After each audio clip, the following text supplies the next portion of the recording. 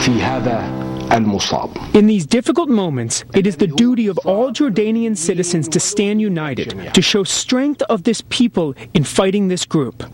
This will only give us more strength and resistance. It's just one more indication of the viciousness and barbarity of this organization. And it, I think, will redouble the vigilance and determination on the part of a global coalition to make sure that they are degraded and ultimately defeated. Those two leaders meeting right now in the Oval Office, President Obama and King Abdullah of Jordan. This reaction to the Jordanian pilot burned alive. The video hitting today, but we're told by Jordanian authorities that the killing, the murder, actually happened 1 month ago today, January 3rd, in a slickly produced 22-minute video. Meantime, in Jordan, there is reaction already.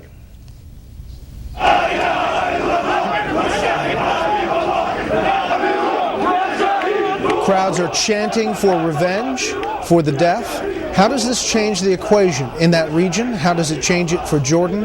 What happens next? Let's bring in our panel. Syndicated columnist George Will, Mara Eliason, national political correspondent of National Public Radio, and syndicated columnist Charles Krauthammer. George. Well, the Islamic State has evidently decided that mere beheadings are banal and that they need some bigger shock value. The question is, to what end? What is the shock supposed to accomplish? If it's supposed to demoralize Jordan, we've had a lot of experience with this. We tried saturation bombing of Germany in the Second World War and had no effect that we could predict or wanted on declining German morale.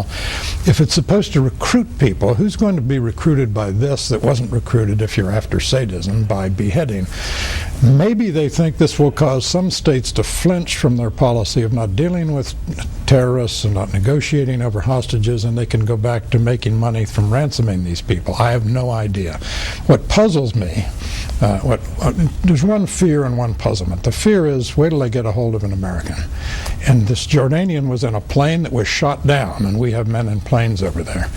We were propelled into a war once over the bombing of the Maine. I can imagine what the American reaction would be. And by all accounts, they have one, a woman. Yeah, by all accounts. You know, the other thing that I think this will do is I think it will make it impossible for them to get any ransom, because they were asking for a deal after they'd already killed him. In other words, they wanted this Iraqi female suicide bomber in exchange for him after they'd already killed him. So they have no credibility at all in terms of being negotiators. This could be a turning point. You know, you only know a turning point in hindsight, but Jordan sounds like it wants to redouble its efforts to fight ISIS. Hopefully other countries in the Middle East will do the same, and hopefully we will step up our efforts too. Multiple sources tonight, and Catherine reported this earlier, are saying that she has been moved from death row and will be executed by dawn. This is the prisoner Sajida El-Rishawi, the failed suicide bomber you're talking about, and there she is, said to be executed tomorrow. But there's a fourth possible objective, and I think it is ISIS' objective: destabilize its neighbors. Jordan is a miracle in the region. It's the most stable regime, yet it's the weakest. It has no oil, and yet for the last 70 years it's had only 3 rulers. But it has huge divisions internally. It's got a lot of Muslim Brotherhood. It has some ISIS sympathizers, and I think the objective here was to draw Jordan into a war where it was a peripheral player. And this highlights, I think, the danger. We all who worship at the shrine of multilateralism, broad coalitions, bring everybody in. As a way to restrict American action, Obama is now involving the UAE, the Saudis, and of course the Jordanians, and now we see the result.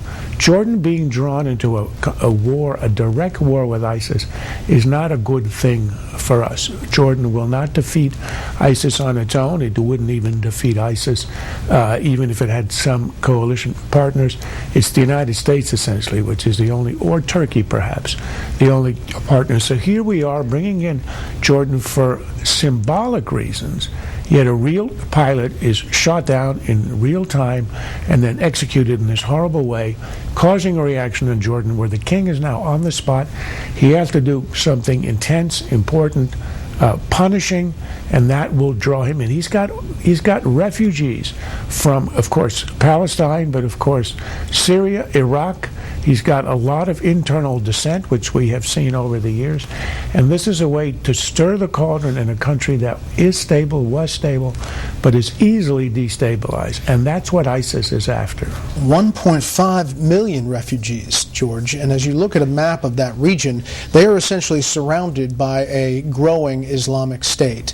They are still, we're told, the only Arab nation still dropping bombs in Syria. We had this larger coalition that was doing it, but now they're left with the U.S. and second on the bombing runs behind the U.S. Well, if Charles is right, then, and he may be about the inadvisability of letting Jordan get into this, then we have to rethink our idea of what asymmetric warfare is doing in the Middle East. What's the point of all these military forces? According to the CIA, there are now about 31,000 Islamic State fighters.